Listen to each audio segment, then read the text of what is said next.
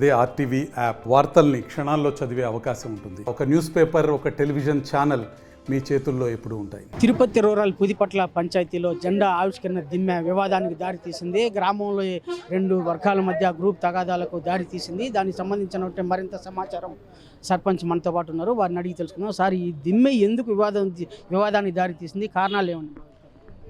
నేను ఉదయాన్నే నిద్ర లేవగానే మా పంచాయతీ సిబ్బంది నా దగ్గరికి వచ్చి ఇక్కడ రోడ్లో వైఎస్ఆర్సీపీకి సంబంధించిన దిమ్మెని ఎటువంటి అనుమతులు లేకుండా, ఎటువంటి పర్మిషన్ లేకుండా ఇక్కడ రాత్రికి రాత్రే 1 గంట ప్రాంతంలో అందరూ నిద్రిస్తున్న సమయంలో ఇక్కడ అక్రమంగా ఇక్కడ వైఎస్ఆర్సీపీ దిమ్మెని కట్టడం జరిగింది.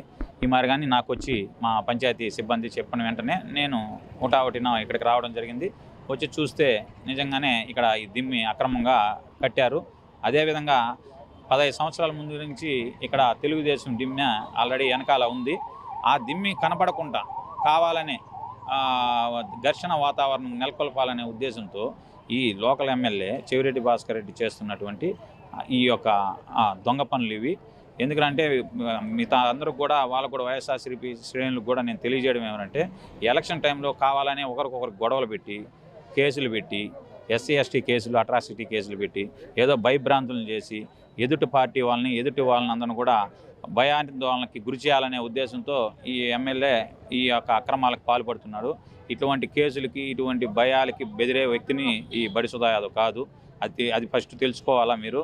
అదేవిధంగా ఈ యొక్క దిమ్మిని ఇమీడియట్లీ పంచాయతీ ద్వారా తొలగించాలనే ఉద్దేశంతో ఒక లెటర్ సిఐ గారికి, ఎస్పీ గారికి అందరూ కూడా ఫార్వర్డ్ చేయడం జరుగుతూ ఉంది. అయినాక వాళ్ళు ఎటువంటి యాక్షన్ తీసుకుంటారు అనేది వేచి చూస్తున్నాం. కాని పక్షంలో మా యొక్క పంచాయతీ పర్మిషన్ అవసరమే లేదు అని మీరు భావిస్తే మాకు కూడా ఎటువంటి పర్మిషన్ అవసరం లేదు. కాబట్టి మేము కూడా ఇక్కడ ఉండేటువంటి రాజశేఖర విగ్రహం కూడా అది కూడా ఎటువంటి పర్మిషన్ లేకుండా పెట్టారు. దాని ముందే మేము కూడా దేశ మహనీయులైనటువంటి జ్యోతిరావు పూలే గారు మరియు అంబేద్కర్ గారు, ఎన్టీ రామారావు గారి విగ్రహాలు కూడా వాళ్ళ ముందరనే ఈ రాజశేఖర రెడ్డి విగ్రహం ముందరనే మేము కూడా స్థాపించాలని ఇక్కడికి తెచ్చి పెట్టడం జరిగింది. ఇప్పుడు పోలీసు వారు వచ్చి దాన్ని ఇప్పుడు ఇమీడియట్లీగా మాట్లాడి దాన్ని తీయిచ్చేస్తామని చెప్పారు, తొలగిస్తామన్నారు. లేని పక్షంలో పంచాయతీ స్టాఫ్ని పెట్టి తొలగిస్తామన్నారు. అది చూసి ఒకవేళ లేని పక్షంలో మా పని మేము చేసుకొని పోతామని కూడా మేము తెలియజేస్తాం. అంటే టీడీపీ ఏర్పాటు చేసినట్టు దిమ్మె కూడా పంచాయతీ అనుమతి లేకుండా అప్పుడు ఏర్పాటు చేసింది అని చెప్పి భావన వస్తుంది. దాన్ని ఎలా భావిస్తుంది? అది ఇప్పుడు మేము ఉన్నప్పుడు కాదండి, 15 సంవత్సరాల ముందుగా ఎప్పుడో ఏర్పాటు చేసినటువంటి దిమ్మె. దానికి ఎటువంటి అనుమతులు ఉన్నాయా లేవా అనేది నాకు తెలియదు దాని గురించి.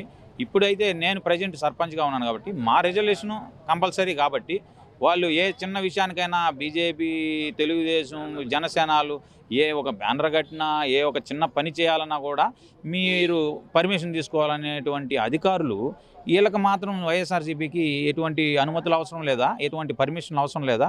అంటే మీ అధికారం ఉందని చెప్పి మీరు ఏం చేస్తే అది చెల్లుబాటు అవుతుందా? కాదు కదా.